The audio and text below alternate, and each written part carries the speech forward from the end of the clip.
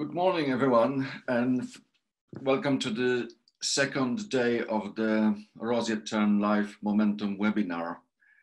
For those of you that couldn't join yesterday, I just wanted to say we covered quite an amazing spectrum of topics and really good quality presentations covering the management of the 3 core colonies. We heard from the guys that for many years have been managing these colonies, sharing their experience and thoughts on what will be next steps and in the development of the metapopulation. We also talk about preparing the sites for the recolonization or expansion of the range. And we chose a selection of topics from this complex area of work, talking about habitat creation, managing biosecurity threat, and going beyond our individual colonies and undertake partnership work within the wider regional scale, which is necessary to prepare, the best sites and backup sites in the case of catastrophic events that might happen within our regions. We also talk about science behind it, all the evidence that we've gathered to support our conservation strategy. And we've heard about metapopulation dynamics in the Northwest European metapopulation. We've heard about migration strategies and also about foraging ecology around of roseate terns from Rockabill. So these topics, if you missed it, it's not it's not all lost. The webinar is recorded, and I hope you are fine with this. But it will be available on the roseatetern.org website next week. For those of you who need to do a bit of a catch-up. Just a little bit of housekeeping before we start the first session. There will be 10 minutes question-answer session after each presentation. And you can post your questions in the Q&A box. We accept only written questions to make it more smooth experience. But people will be able to upvote certain questions, and we'll see them at the top of the box. So they will be definitely answered. For any other type of communication, if you want to exchange comments with the other audience or communicate with panelists, with regards to only technical questions, please use the chat box. There will be no questions answered, which will be posted to chat box. Please only use question answer box for those. And that's really all. We had a few technical issues yesterday, which we hopefully managed to sort out. So I really do hope that it will be much better experience. Especially, I want to assure you that the Coquette Island presentation that we had a particularly bad experience with yesterday will also be available together with the film that the Coquette team prepared for the occasion. So this will also not be lost. Everything will be there. We might not be able to answer all the questions depending on the time we have left. We'll try to stick to the agenda. But all these questions will be answered by presenters in writing. So don't worry if they will be not answered live. We will, as you know, address them at due course. And today is about, yesterday was more about, you know, summarizing what we've achieved. It was difficult to choose the topics because it's so many aspects of Roseate Tern conservation that we tackled through the project. Today we want to look into the future. And we'll start from gaining a little bit of the international perspective, because the project was deployed within the UK and the Republic of Ireland. However, we have, of course, a few colonies in Brittany, where we undertook, you know, quite intensive networking activities with Bernard and Jon from Brittany Vivante, who you will hear from later on. As you know, part of the Azorian population also winters in Africa. It is one of the countries that is incorporated into the East Atlantic Action Plan we are working on. You will also hear about it later on. So their perspectives, their difficulties are also interesting to hear about. And then in the first session, we'll also talk about a little bit the situation along the migration routes and wintering grounds from Jeffrey. After the international perspective, we'll go into policy challenges that will set our sort of perspective for the reality we are working on currently. We'll tackle some of the most, I would say, worrying threats. They are maybe not immediate, but they are definitely there. So about forage fish, offshore renewable energy projects, and the establishment of protected sites in the UK. We'll hear about the progress of that. And we'll finish with the session that will wrap all this up, which is talking a little bit about the EU East Atlantic Roseate Tern Action Plan, which is under development, opportunities for large-scale habitat creations, and then Kevin Cox will summarize all the webinar and actually distill the wisdoms from all the presentations and set some directions for next steps. So very much looking forward to this day, because it's actually looking into the future. I hope you will find it very interesting. But I would like to start the first session, and that will be a bit unusual because it's pre-recorded and about the Azores, an overview of Roseate Tern colonies, threats, management, and future perspectives over them.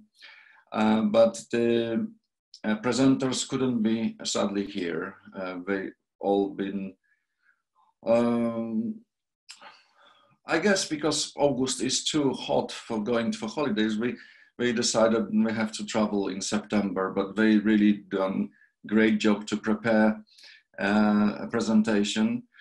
If I can answer any of the questions you will post, I will try to do it after the presentation, but otherwise I will directly send them to Wanda to answer after the webinar. And Wanda is a marine biologist who works in the Regional Directorate for the Sea Affairs at the Regional Secretariat for the Sea Science and Technology in the Azores, so it's a government agency. She deals with the marine protected areas. But with this, the presentation was also drafted by Maria Carvalho, who is responsible for seabird conservation on the New Life project, and we'll hear about it there. Małgorzata Pietrzak from Tarsia Island Natural Park. She also presented at the previous webinars, the North Atlantic webinar we prepared in February. Luis Serpa and Luis Gravijo, and I'm sorry for mispronunciation of the names, but these guys work with the seabirds on Azores, on the Azores, on behalf of the local government and national parks. So without further delaying of this exciting day, Rebecca, please play the first presentation. Hello, everyone. I appreciate the invitation to participate, and it's a pleasure to join the Roseate Tern Memento webinar. My name is Vanda Carmo. I'm a marine biologist, and I work as a senior technician in marine protected areas, classified species conservation, and international marine policy at DRAM, the Regional Directorate for the Sea Affairs of the Regional Secretariat for the Sea Science and Technology in the Azores Islands, Portugal.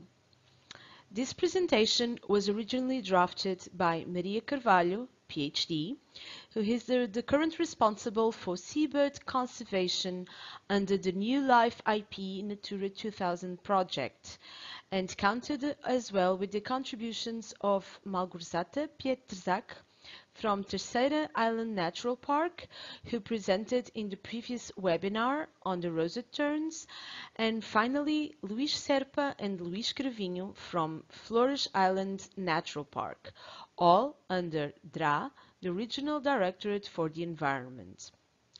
The results shown in this presentation are the outcome from the joint work of many partners and include some historical data from the Royal Society for the Protection of Birds, long-term data from the Seabird Studies Group of the Department of Oceanography and Fisheries of the University of the Azores, and more recently, the regional government of the Azores, namely, the Regional Directorate for the Sea Affairs and the Regional Directorate for the Environment, the two management authorities currently responsible for the protection of seabirds and their habitats.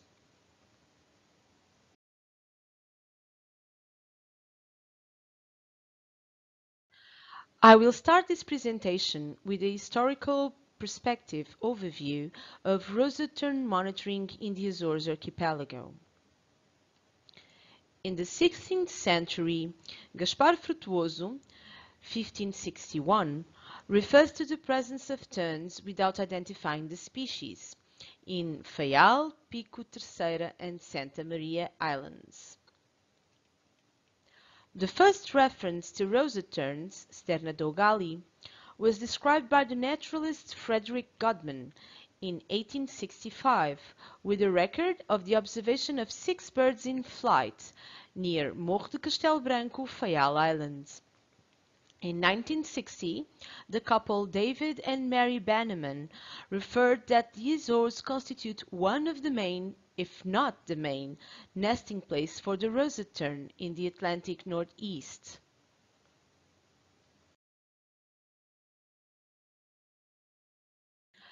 Terns are probably the marine organisms that have been monitored for the longest time on a regular basis in the Azores archipelago.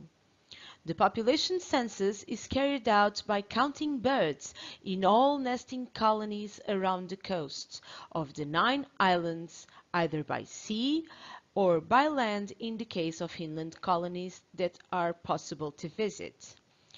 In almost all cases, it is possible to distinguish between the roseates and common terns, but on some occasions, proportions of each species are estimated. Preferably, a colony visit takes place when the colony is reachable either by land or sea, and then a direct ground search is made to count eggs and young chicks. If a colony visit is not possible, terns are flushed into the air, usually by sounding a horn just offshore, and individual birds are then counted and the correction factor of 3 flying birds for 2 breeding pairs is then applied to the total estimate of pairs, following Del Nevo et al. From 1993. The regular tern census began as part of an expedition by the Royal Society for the Protection of Birds, which traveled around the coast of all islands on a sailboat, and then for the first time identified and monitored the main colonies.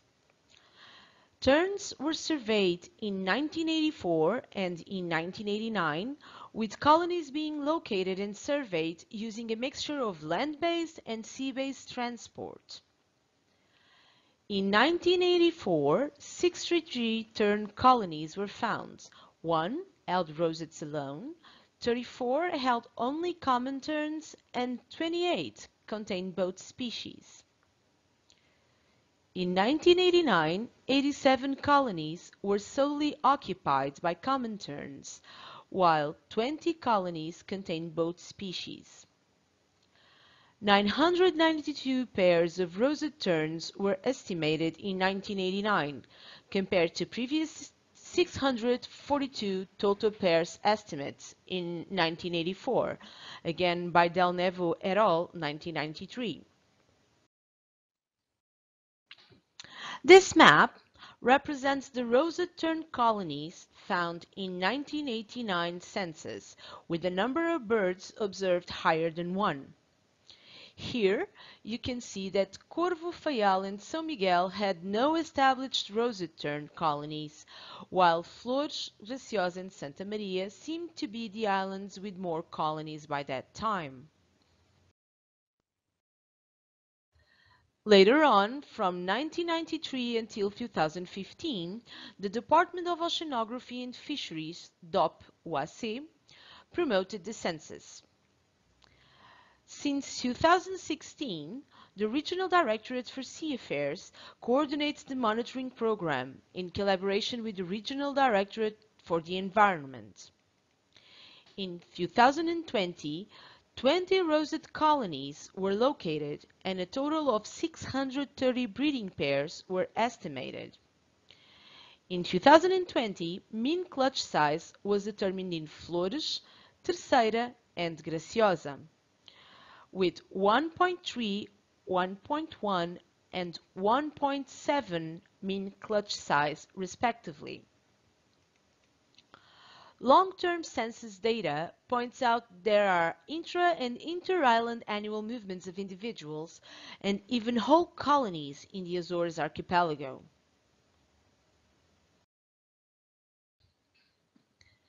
In this map, you can see the roseate tern colonies that were found in the 2020 census.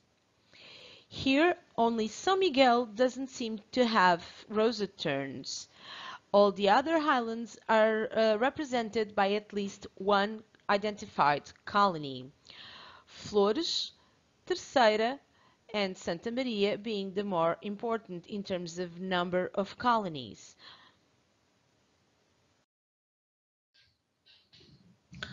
Roseate tern breeding pairs in the Azores archipelago are represented in the following graph. This figure gives us the big picture of roseate tern census results, total breeding pairs in the archipelago from 1989 until 2020. As shown in the graph, the population abundance has a markedly fluctuating pattern.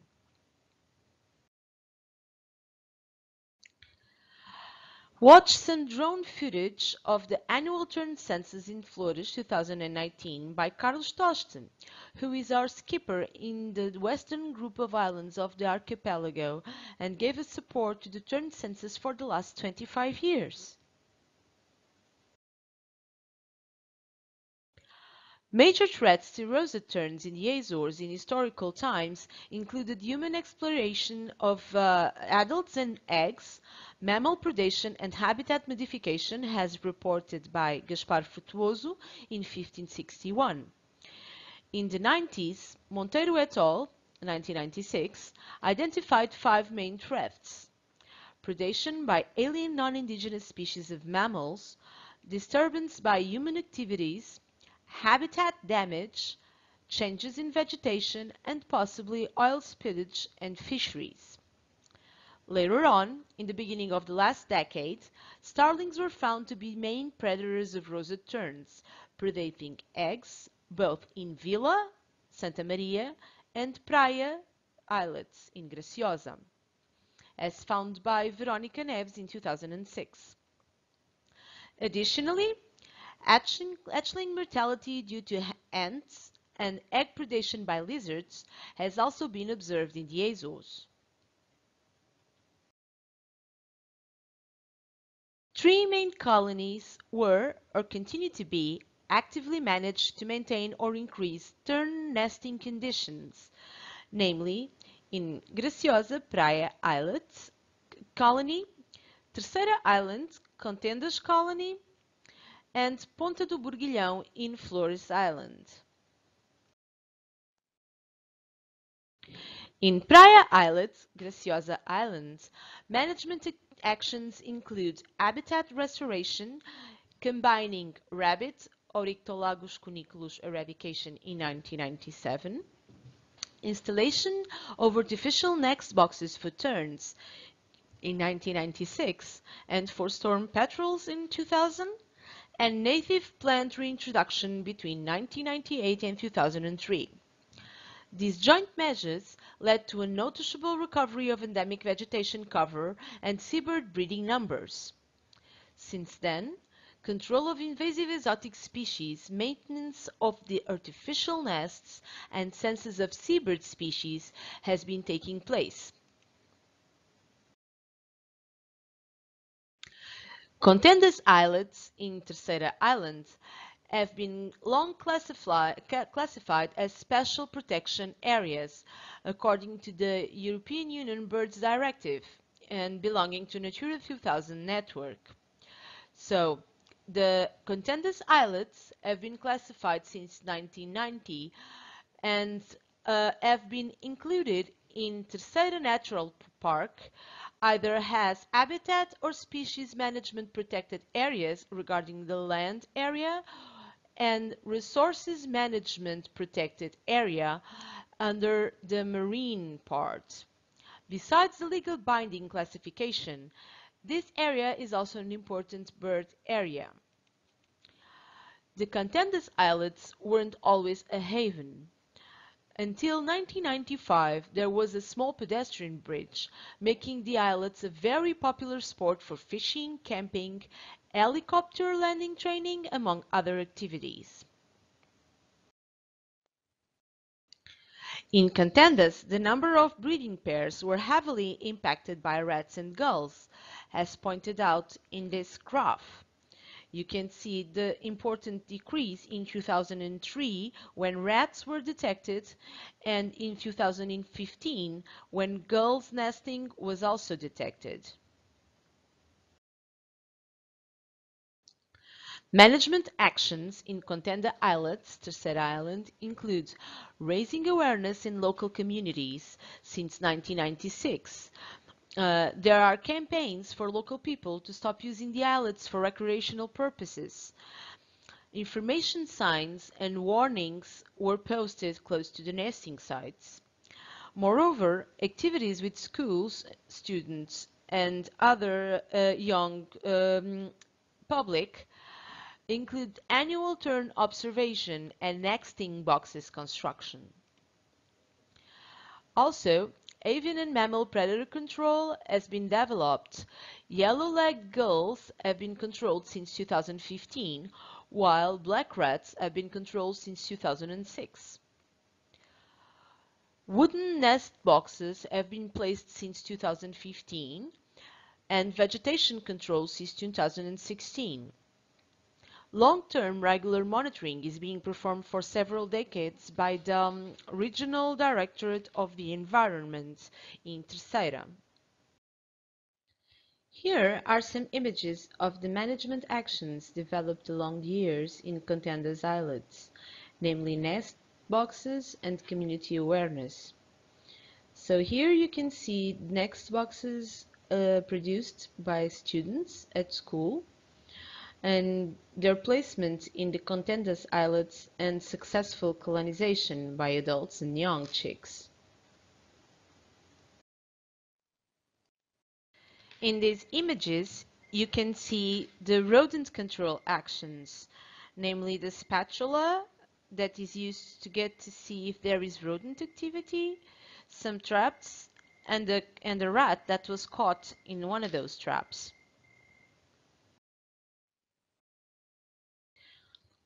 Here, there are some images of the vegetation control and habitat improvement actions and the consequent increase of potential nesting area for roseates in the contender islets.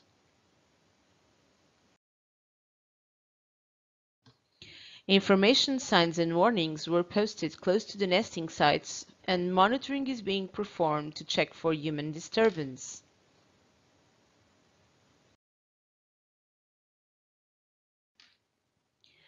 In Flores Island, actions have been developed in the main nesting sites of Ponta do Burguilhão, a Lagoa Complex, Baixa do Moinho, and Álvaro Rodrigues Islets, namely rodent monitoring, use of wooden spatulas soaked in butter that are placed in the islet for a few days and later checked for rodent activity, bait traps, and fresh rodenticide replenishment.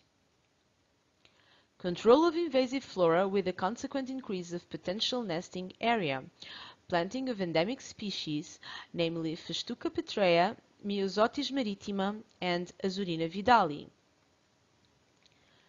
Improved monitoring by land with more field trips to prospect tern colonies which are accessible by land.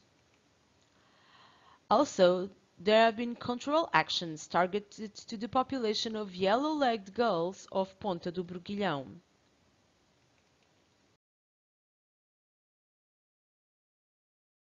The recent Life IP Azores Natura project is an integrated life project with a total duration of 9 years, ending in December 2027. Life IP Azores Natura covers all sites of the Natura 2000 network in the Azores and seeks to attain a significant contribute for the conservation of species and habitats protected by the Habitats and Birds Directives.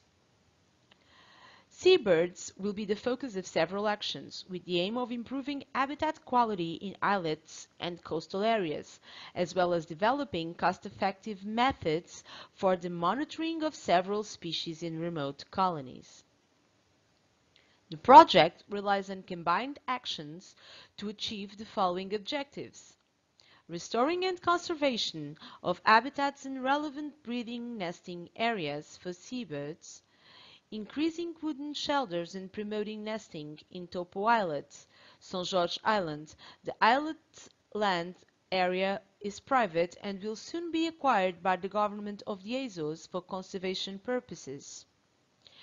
And also implement predators control eradication in seabird colonies, namely rats, lizards, and ants. Along the years, many studies, investigators, government technicians, and personnel, namely volunteers, contributed to the results presented here. Some of the scientific publications that resulted from this work are listed in this slide. Thank you for your attention and hope to see you soon in another opportunity to raise awareness and promote Roseate Tern conservation and management.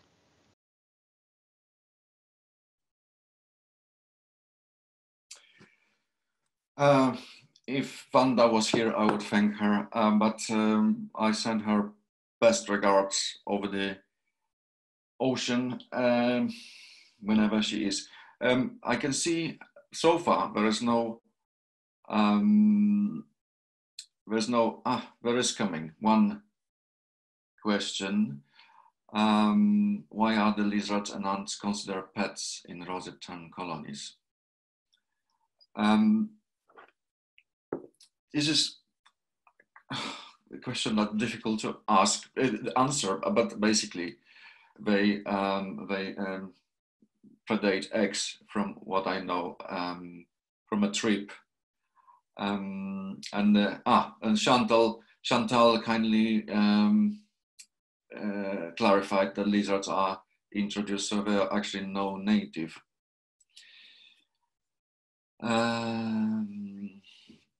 As question from Biff, is there any ambition to eradicate rats from islands? This is what I cannot answer. I will have to refer this question.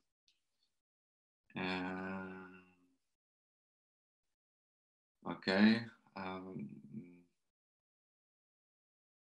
There's one about Topo Islet with 600 pairs. Yellow gull colony. Why would you plan to install 10 artificial nests? 10 breeding in. Okay, Norman said that there are actually plans to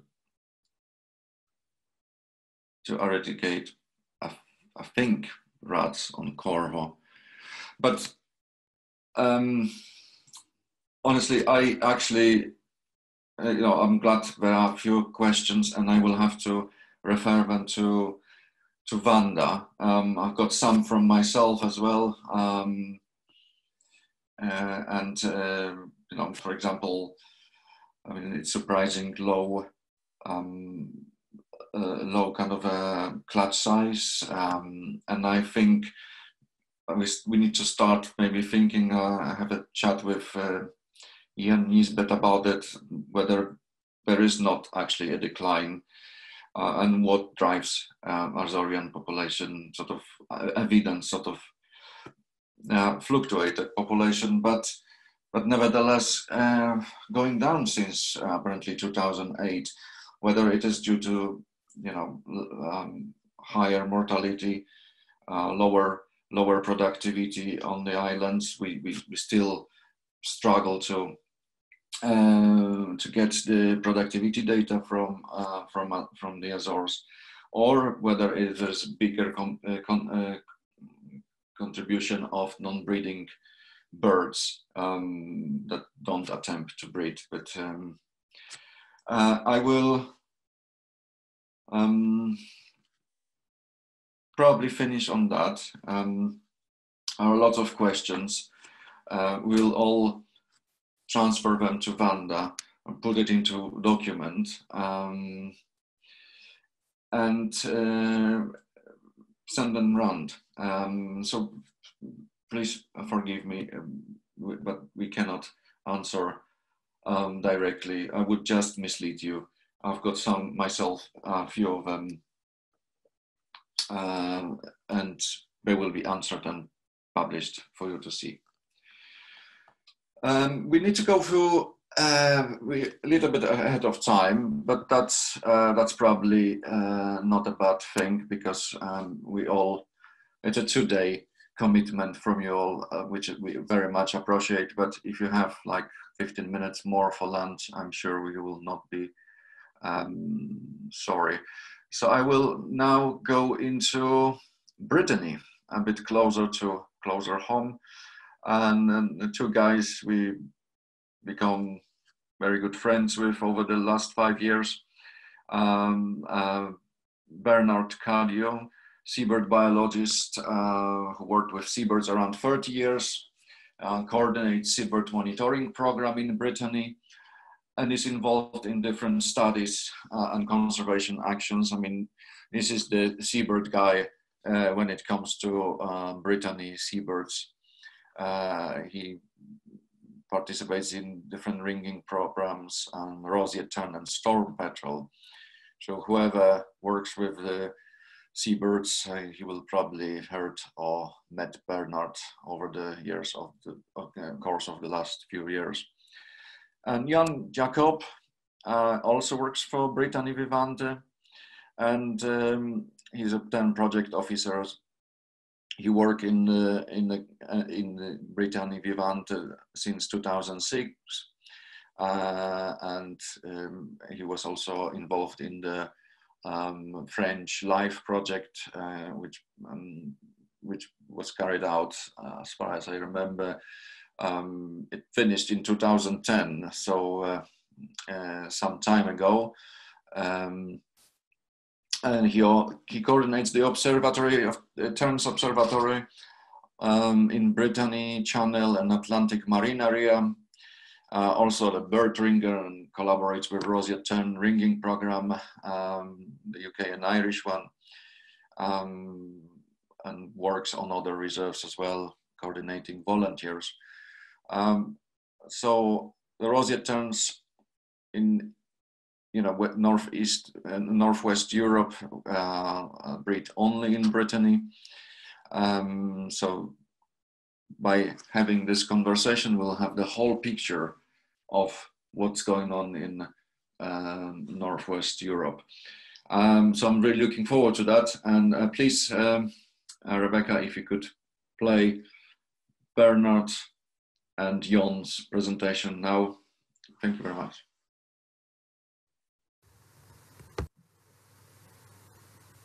Hello, thank you very much for your invitation to the webinar of the Roseate Tern Recovery Project. Yann and me from the NGO Bretagne Vivante, we will give you a presentation on the conservation of the Roseate Tern in Brittany.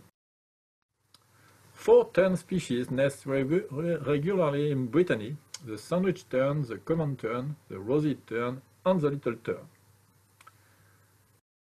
The common tern has the largest geographical distribution in Brittany, and about 60 sites are colonized each year. Less than 100 pairs of little tern nest on the shoreline of Brittany and are located only on 2 localities. For the sandwich tern, about 10,000 pairs nest in France, and about 1/4 of them are located in Brittany, at the Île aux Moutons, and a few of them also at La Colombière or more irregularly at other sites.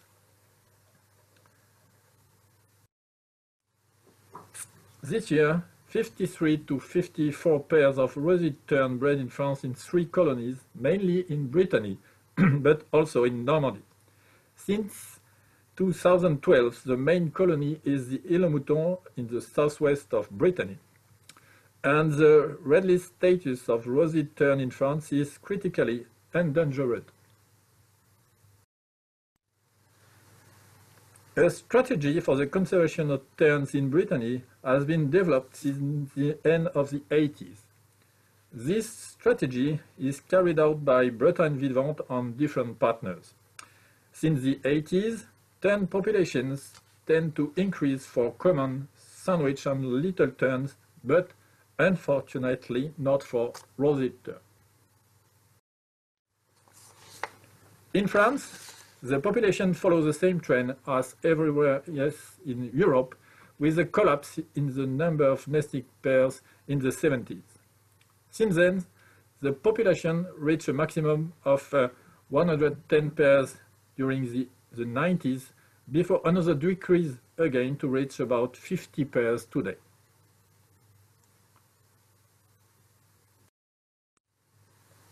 In Brittany, the productivity of roseate tern is low compared to what's happened in Ireland and the UK, but we don't know exactly why. Except this year, we have recorded the mortality of very, very young chicks close to hatching. Last year, for example, a storm occurred during the hatching period and can explain this situation. Adults may have had difficulties for foraging and feeding the chicks.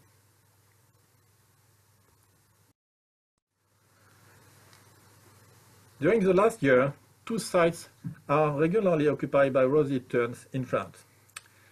Île aux Dames, in the Bay of Morlaix, has been hosting the main colony during 30 years, until 2011, and now the most important site is the Île aux Moutons. La Colombière is the second site, occupied almost each year by a few pairs of roseate tern, and since the first case in 2011, roseate tern nest 4 times in the Roseate archipelago in Normandy. Last year, 50 pairs nest in the Roseate archipelago, and 2 or 3 pairs this spring with common and sandwich tern.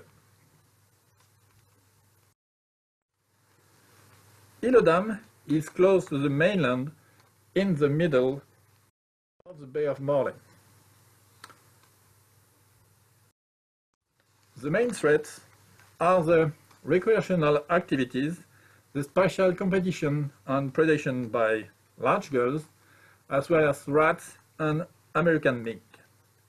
Since 2013, a single pair of peregrine falcon nest in the bay, so the site has been deserted by sandwich and roseate terns. Only a few common terns continue to breed each year.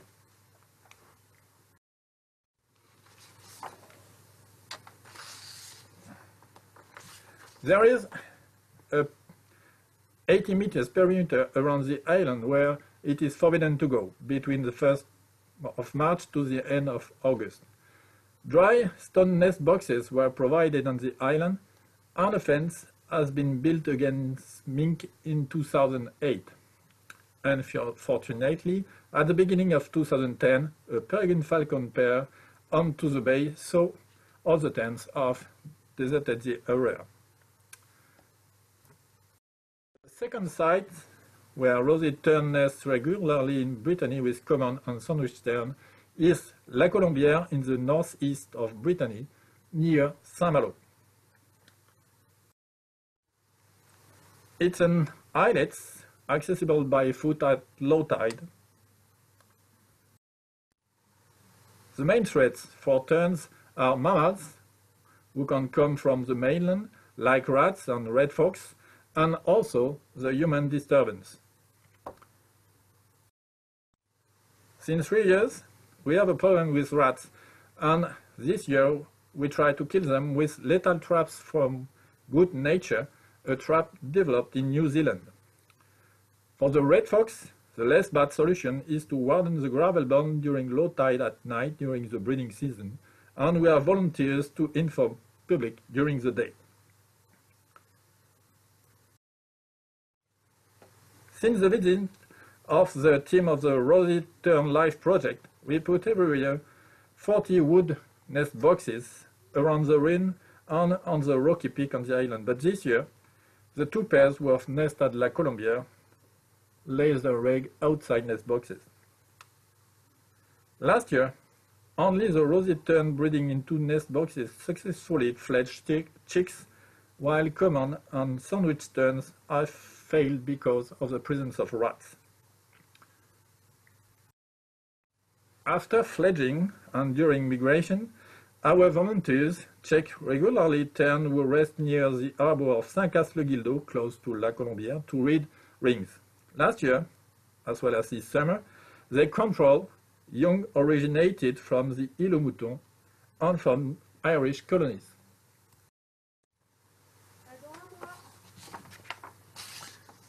The situation of Île aux Moutons is different.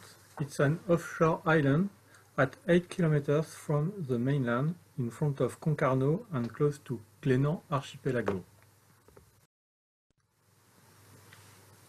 It's a protected area by law, wardened by Bretagne Vivante since 60s.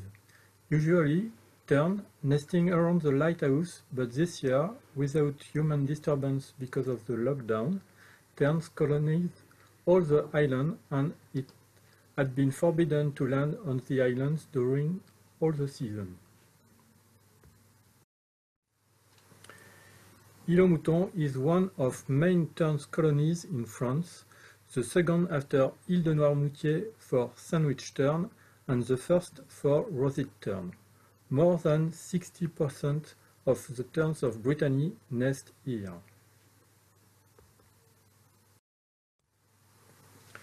The main disturbance for terns are birds like crow, large gulls and peregrine.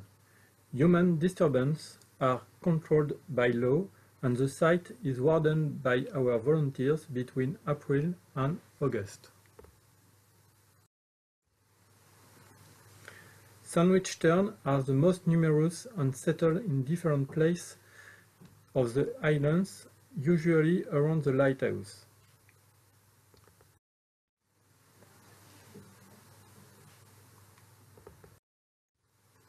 Sometimes there is a colony on a little island close to the main island. They nest into and outside of the garden of the lighthouse.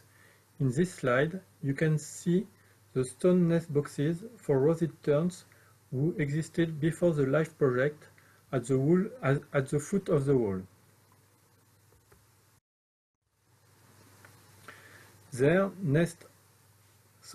So when a delegation of the Roseate Tern LIFE program came in Brittany in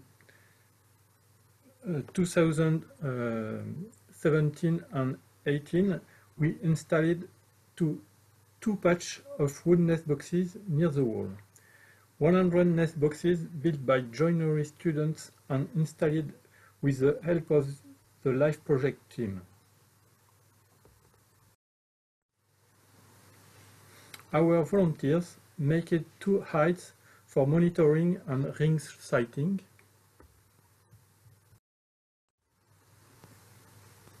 But roseate terns haven't all nest into the nest boxes.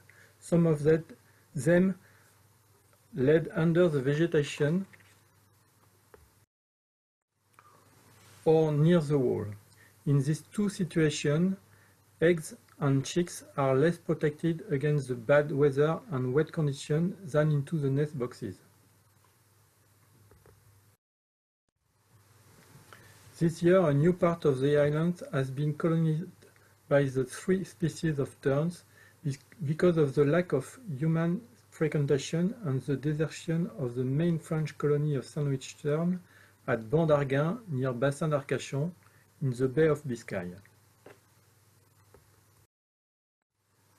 Here's the common tern colony, and in the top of the little cliffs on the island edge, the roseate tern colony. Only 3 pairs nested near the lighthouse, 2 into nest boxes and 1 outside in a rocky place. The new colony was a very nice natural place without artificial building, unlike around the lighthouse. We count the colony with our volunteers and partners. It was not easy to find nests under vegetation, and we had to be very careful not to cross the nest. Each roseate tern nest has been located by a wood stick. 46 nests of roseate tern have been found on this part of the island. We tried to reach some rings with a mobile hide, but it's not easy because of different reasons. The birds were not more afraid, and because the vegetation cover that mask legs. And also because very few birds carried rings. We have monitored the colony every 2 weeks to find new nests and to ring chicks from early June to mid-July. 45 chicks for 49 nests have been ringed this year. It's the best season from the beginning of the Roseate Tern ringing program in Brittany.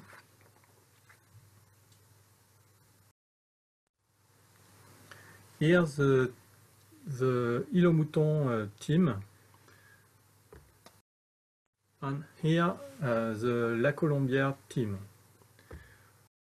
We want to thank you very much to our friends from other colonies in Northwest Europe who help us from a long time.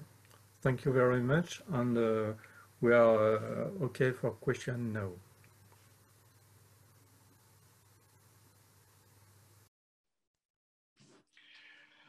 Thank you very much, Jon and Bernard.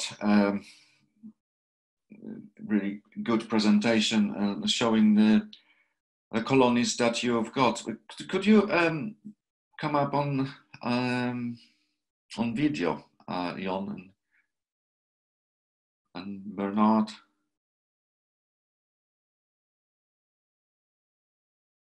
And unmute yourself as well.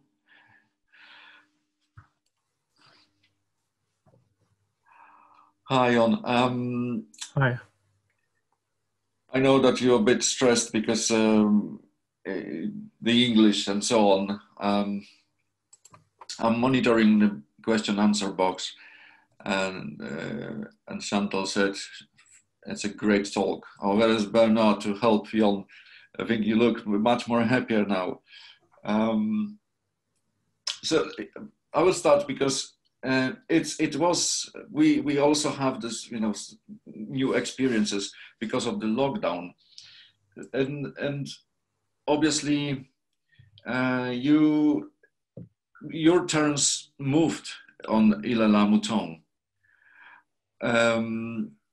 to a completely different place, which basically means that if there was no disturbance, they would breed somewhere else. They would prefer maybe breeding somewhere else than against that lighthouse wall, where we actually tried to introduce, you know, terraces and nest boxes, but because of maybe disturbance, it was suboptimal place for them.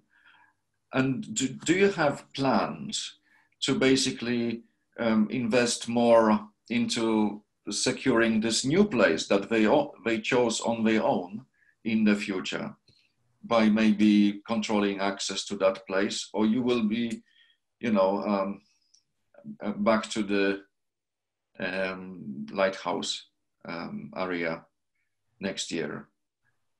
What is your plan? Are you going to keep the birds there, or will you see basically where they will choose next year? We don't have a plan, because it's the first time we have this this case of the island without any people during the settlement of the Tern in April. Yeah. So it's really an interesting thing, but on this island, a lot of people want to go during summer, because there are a lot of recreational activities close to the island and on small beach also. And this year, the Tern have decided to settle close to this area, so it was forbidden to land on the island during all the breeding season. But we don't know if in the future it will really be possible to maintain this this interdiction of landing on the island, because this year is very special due to lockdown. We still don't know what will be the better plan for the future to allow the Tern to choose where they want to settle in April or in May. But we have also to consider all the human activities close to the island. Yeah, because it was sorry, it was a good test this year, and the user accept the situation this year, but we don't know if in the future it's the same.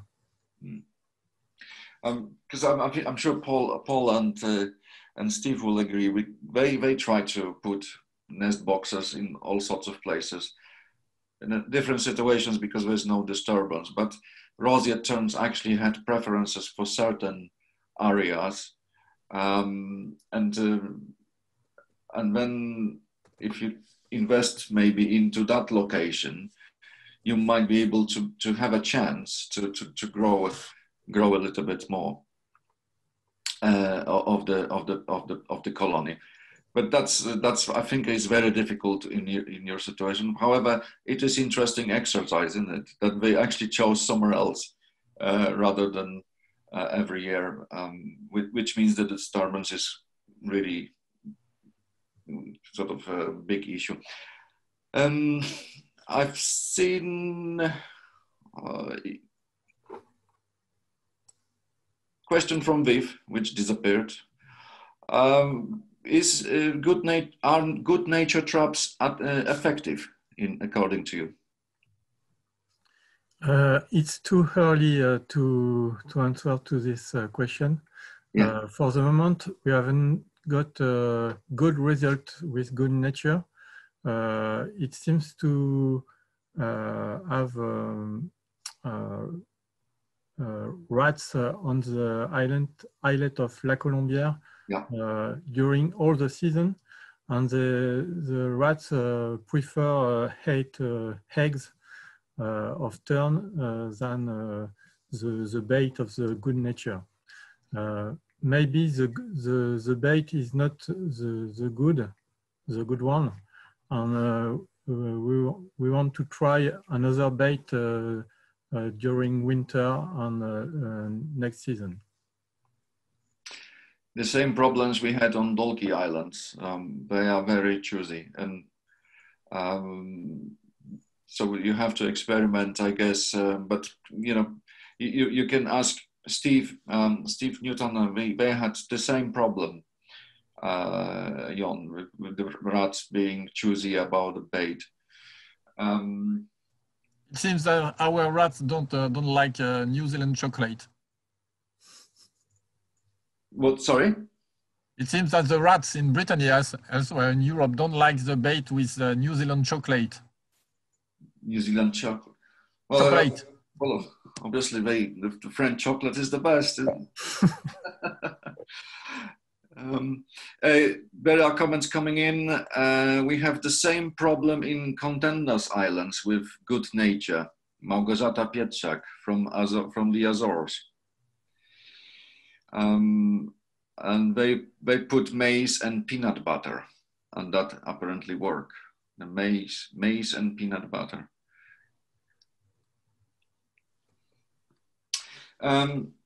Okay, I'm monitoring questions. So do you have an idea of the productivity in this new place this year, or it was very difficult to find chicks on Île aux Moutons? We have not the definitive data for the moment, but Bernard and me, we can ring the 45 chicks, yes. And only a few of them found dead at the end of the season. But for the moment, I haven't got all the data for this year. Yeah, so that would be 07, 08 this year. That would be pretty good for your colonies. Chantal is asking if have you had recently breeding birds on Chemes? Is that? In the Molen archipelago, because in my answer I tell that we have a problem with peregrine falcon in the Molen archipelago with two pairs breeding since a few years, and they are due to disturbance where they are flying over the colonies, and due to predation and by falcons or predation by other species when the fly of the falcon disturbs the colony. All the nesting attempts of all the tern species in the Molen archipelago failed this year due to disturbance by rabbit on seagull. Okay. Do you have problems with gulls on Île aux Moutons? No, there is no problem with gulls, or very few problem with gulls, because all the nest of gulls were destroyed, and gulls don't nest in Île aux Moutons. Oh. But some of individuals specialists on tern predation on chicks, but for the moment it's not a big problem. Yeah. Well, be prepared for the invasion from Ireland, hopefully soon. This year, with the lack of disturbance, human disturbance, there is more predation by gulls than the other year. So it might be the same situation like on Farne Islands, perhaps, where the presence of people actually discourage avian predation, at least according to one theory. Paul Morrison, well known to you, said there was no any kind of bite that could catch this rat on cockhead. Eventually, when the rat was caught, it was found to be a vegetarian. Stomach contents mainly seeds. So perhaps this maize with peanut butter and the bait might be a good solution for La Colombia. Maybe.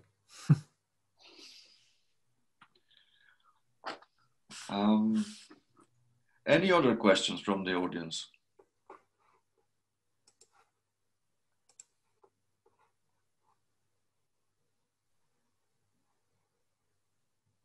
Shall we let this guy go? These guys go. Yeah. Before we, okay, so there's no questions. I probably have a few, but we will catch up soon, guys, and we'll try to arrange another visit. And we're certainly looking forward to your comments on the action plan. That would be fantastic, and so we could work on that. Thank you very much, Bernard and Jon. Thank you. Thank you too. And we need to move on to the last presentation within this international session. And we are moving far away at the moment from the breeding grounds to Western Africa. And the presentation will be by Jeffrey Chitagetsi. Apologies for my pronunciation, but as we get to know each other, I think I will get it finally. Jeffrey has 20 years experience in conservation in Africa. He has been working for the past 8 years in BirdLife International and national NGOs in West Africa to support the conservation of migratory birds and the habitat that sustain them. He coordinates the conservation of East Atlantic Flyway in West Africa, linking with regional initiatives and supporting national and local engagement in conservation. He's based in Dakar, Senegal, from where he will be connecting to answer any of your questions.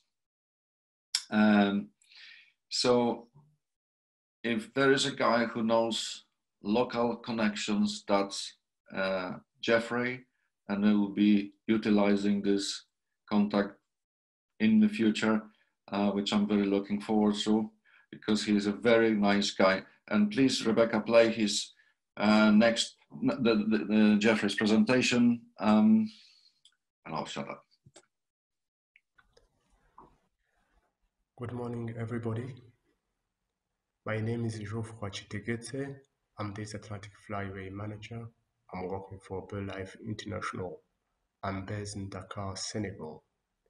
Today, I'm pleased to present you the East Atlantic Flyway Initiative, a BirdLife partner-led initiative that strives to conserve the migratory bird and their habitat along the East Atlantic Flyway.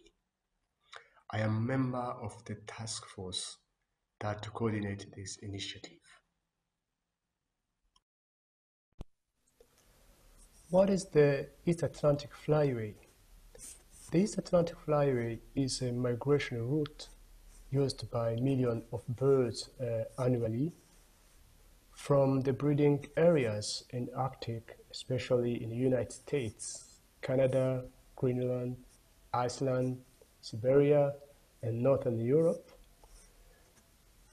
to a wintering site in Western Europe, in West Africa, and all on to South Africa.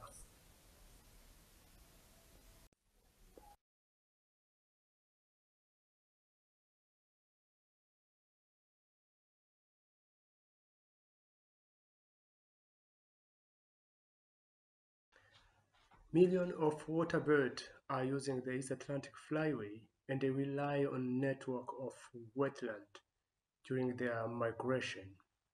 If one of the sites is destroyed, it will affect all those populations. Land birds are also using the flyway and migrate in broad front, and they are now being threatened by a rapidly changing landscape.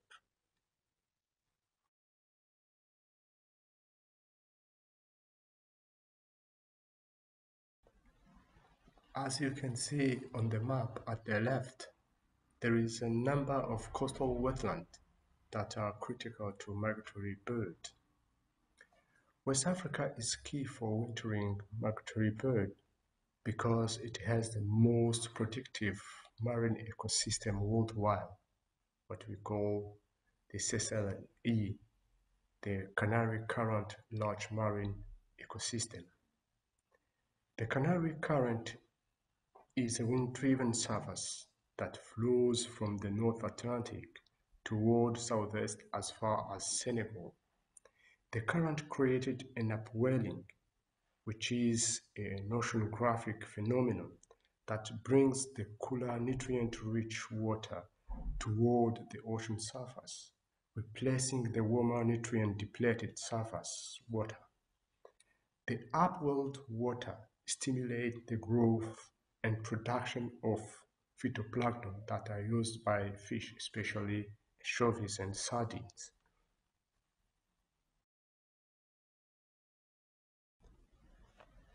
The coast of West Africa has various types of habitat. If you look at the coastline from Mauritania to Sierra Leone, 50% is occupied by sand, while the remaining part is covered by mangrove. We can see in the mangrove that there is many intertidal mudflat estuaries because of the rivers bringing the fresh water into the ocean.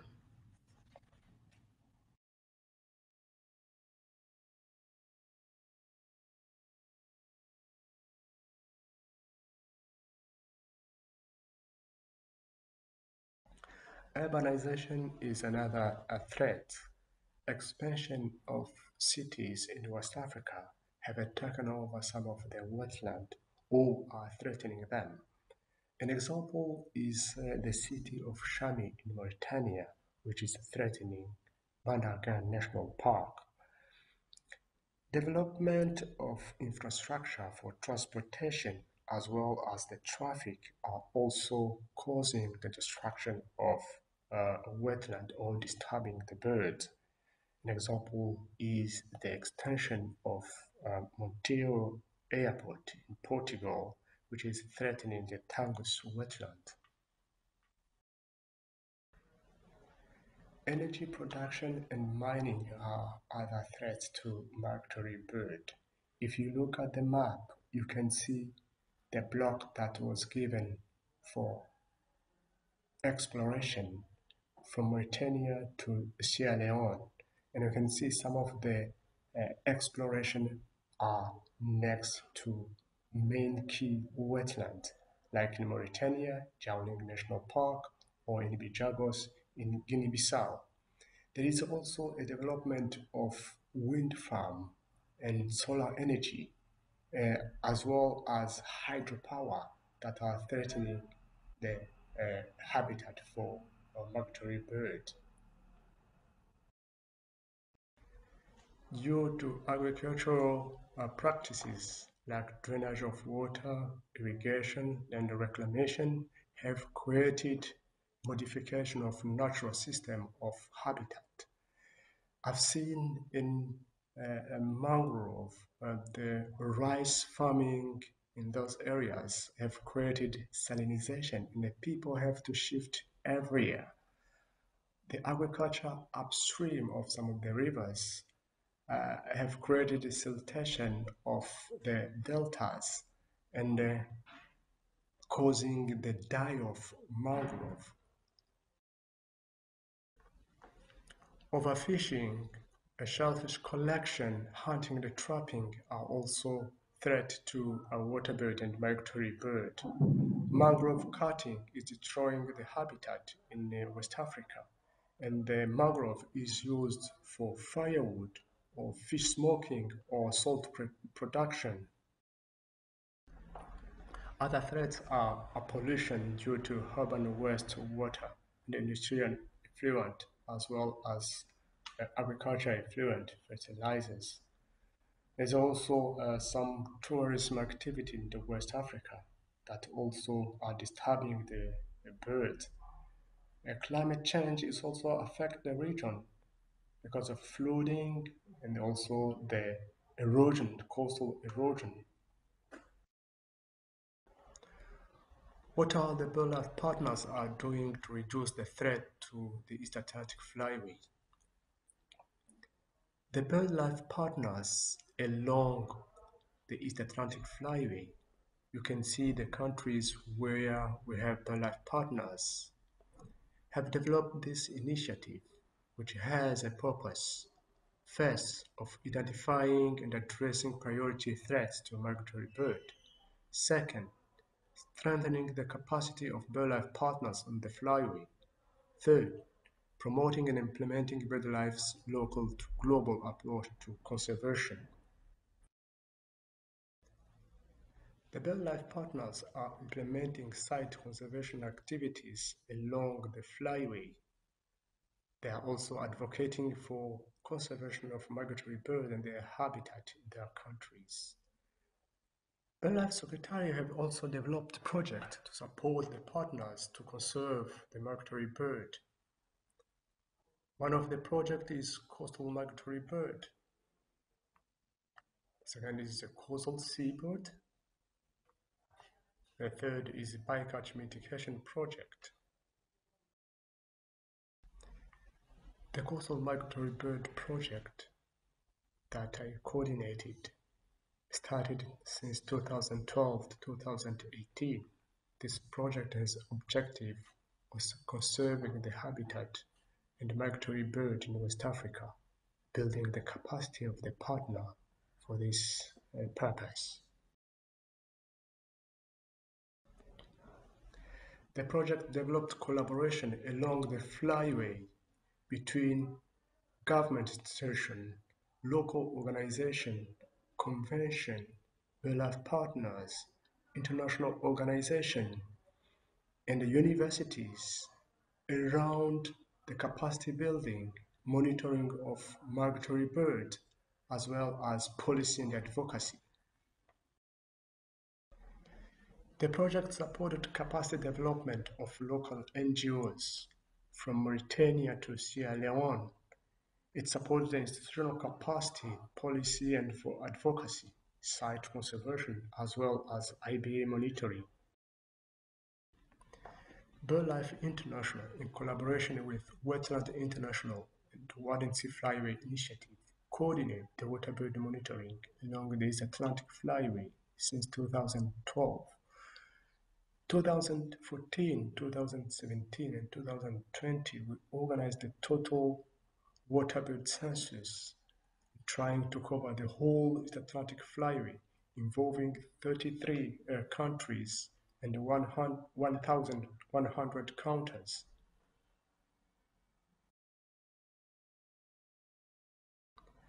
With regard to the Roseate Tern, we recorded the species during the waterbird count in Senegal, Mauritania, Guinea, Cote d'Ivoire, and Benin, and we use that information with other sources to produce the trend report for the species along the flyway. The project supported site conservation action in West Africa.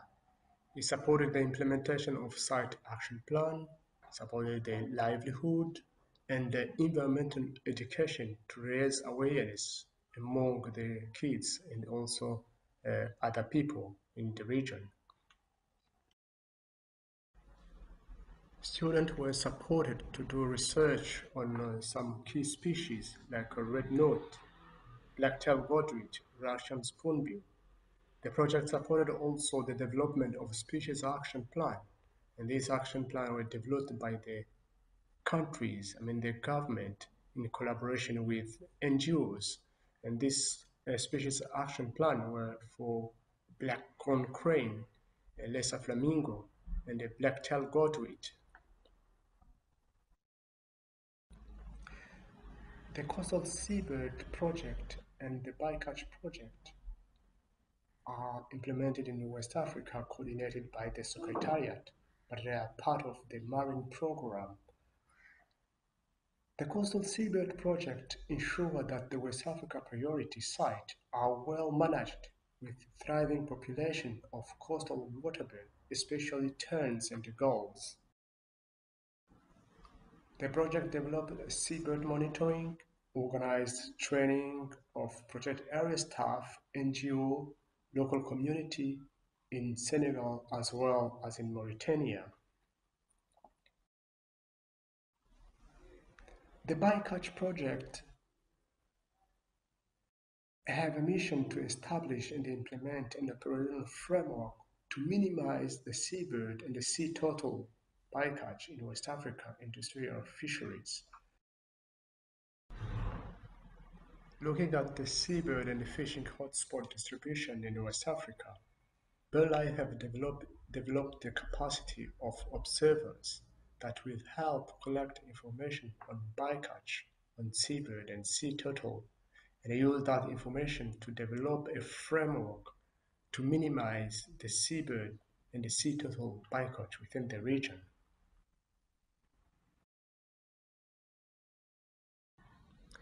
Thank you for your attention.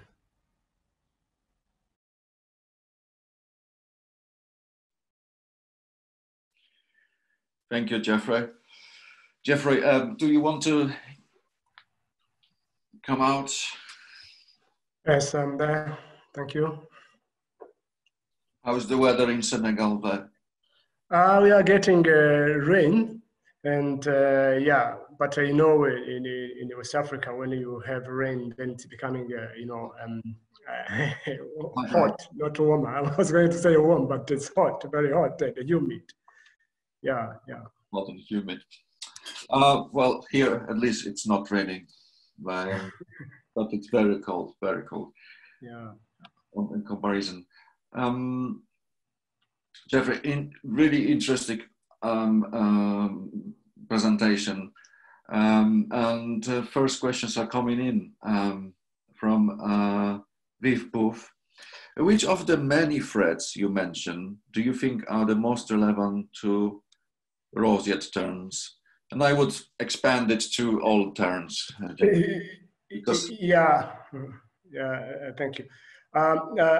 You know, there is a migratory tern like, roseate tern or Arctic tern, but there are also the colonial tern that are breeding in West Africa, especially in main sites like Salom Delta or Bandarga National Park.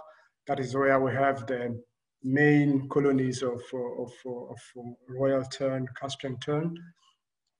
And the main threat for those terns are especially,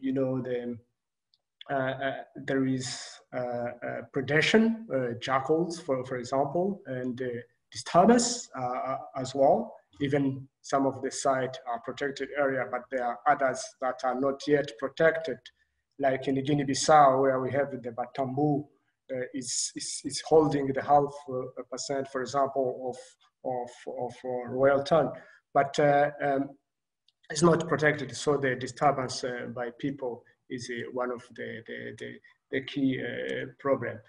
The other one is the coastal erosion, which is washing off some of the island. I showed that the coastal is sandy, and those islands are sand island. And then when there is, the high tide or whatever, it's wash off the whole, population of bird breeding on those sites. And it happened, for example, in Mauritania and also in Gambia, where we have a Bijou Island, which is completely washed off. Yeah. But there is also, there is also the competition issues of fishing. The West Africa, yes, it's a high production in terms of fish. That's why you see most of the birds are coming in that region.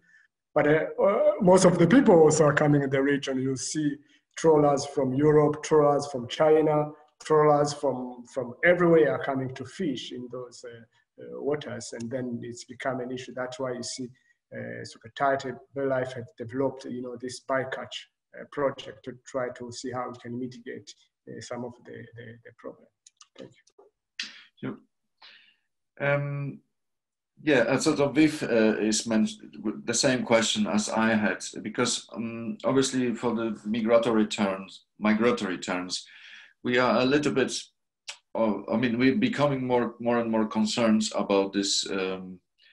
Some of the reports, amongst others, the recent report of the Environmental Justice Foundation, which basically, alarms the international community about the imminent collapse of small fisheries in some West African states due to overfishing from the commercial trawlers.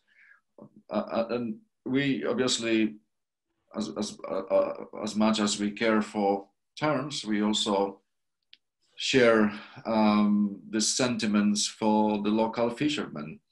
And do you think, and whether the Flyway Initiative partners or the Coastal Seabird Project look into this, and is there something happening about this situation, and whether it is a concern from your point of view? Yeah, it is definitely. That's why we've developed those projects to try to bring together, some of the partners that will help to do advocacy.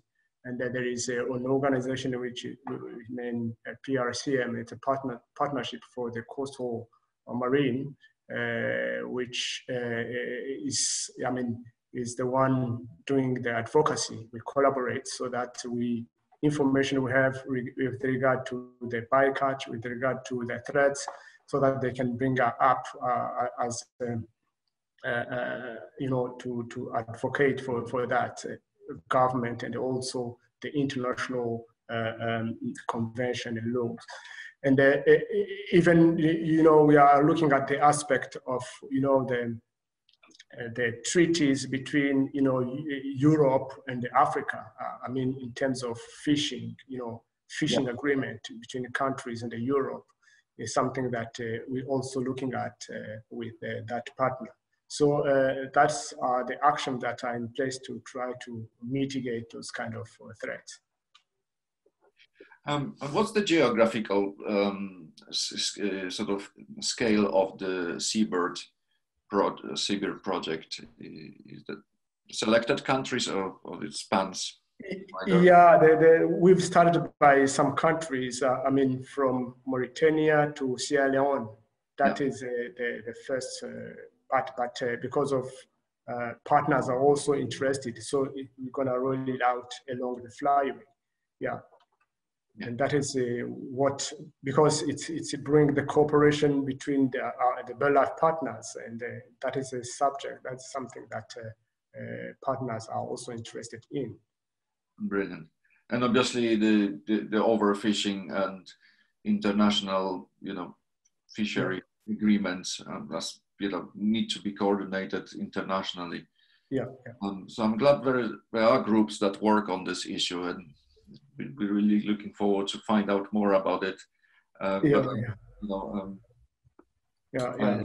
won't dwell on that, because we could spend half a day talking out of this. So interesting. Yeah, the good thing is that with the East Atlantic Flyway, you have already this kind of collaboration with different stakeholders. We have NGOs, government institutions, and we have also the government, European government, like the Wadden Sea Flyway Initiative, which is a government initiative, Germany, Denmark, and Netherlands. So it's something which is helpful for advocacy as well. As part of this census you've done in 2020, as far as I can see, there's no questions coming in. Are you going to release some kind of status report for the, birds and protected sites following that, massive census? Yes, we've done the census last January, and we've collected a maximum of site and also using a maximum of people. There are even, some support from European counters coming to Africa to help, do the counting. So we will produce a trend report for 2020. Every 3 years, we are trying to produce a trend report for the whole flyway. Brilliant. And when this publication will be available? Just quickly. Early next year. Okay, brilliant. As you know, for terns, we also have concerns about tern trapping. Is this threat coming up in your site assessments? Obviously, Ghana is the country that we especially interested in. But have you come across that that this issue is? Yeah, in the other countries, I mean, normally what is the main threat, for the colonial bird is collection of eggs. Kids sometimes they kill the tern because they play with them. But in West Africa, we haven't seen this kind of issue. Even the site monitoring that was done didn't show that there was a trapping of terns. Just collection of eggs. That's something which is happening. Yeah. Jeffrey, there is no other questions in the Q&A. I actually personally really interested in West Africa. I think for terns, it will be a major issue in the future to obtain enough energy and from the cold water upwellings affected by coastal fisheries and potentially climate change. So this is very much on our radar, but we are kind of behind all this. Well, at least people who look into tern conservation, and I feel we need to catch up sometime soon. Sorry, just to say that, I mean, that is why even the Warden Sea come in to look at the whole flyway, because you can't stay in your area, say we are conserving. Yes, that's good, and you've managed to conserve, the breeding site for the Roseate Tern. But you have to think at the whole, the whole flyway, because it has to complete the life cycle. And if you look at a part of the flyway, then you are not conserving as such. So we have to look at in the holistic way and look at the whole flyway so that to conserve the bird. If not, it's not productive as such. Jeffrey, I'll not let you go now, because there's also one question that from John Walsh.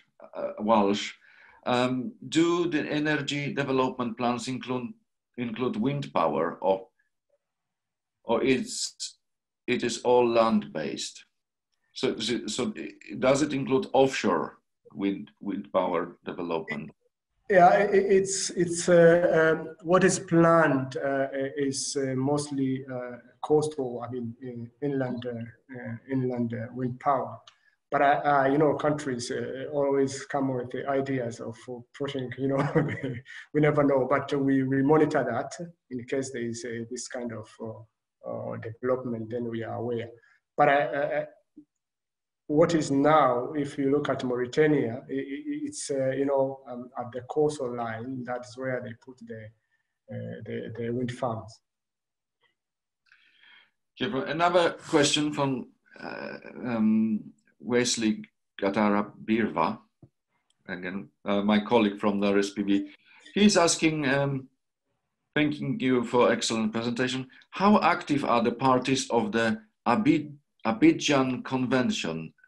And is there anything we can do to collaborate with them in favor of shorebirds, seabirds conservation? Yes, thank you. For Abidjan Convention, we already working with them on oil and gas as well as bycatch project. And we are now developing, kind of cooperation, developing an MOU how we can work together to address some of the issues that we are bringing up, with regard to the coastal bird, with regard to the habitat, as well as seabird. Yeah. So in short, this is being taken care of, within the scope of the convention. Thank you. And the last question of this session, I think Adrian Del Nivo asked whether the IBAs are being supported or protected by host countries, along the West Africa, I guess. So what's the status of IBAs? Are they recognized? Yeah, I think the IBAs, it's a good tool to advocate for the conservation. And some of the IBAs overlap with the protected areas, but there are others that are not, where the BirdLife partner with the support from Secretariat and the other supporting partner help to advocate so that they become, protected area, because when they are protected, then it's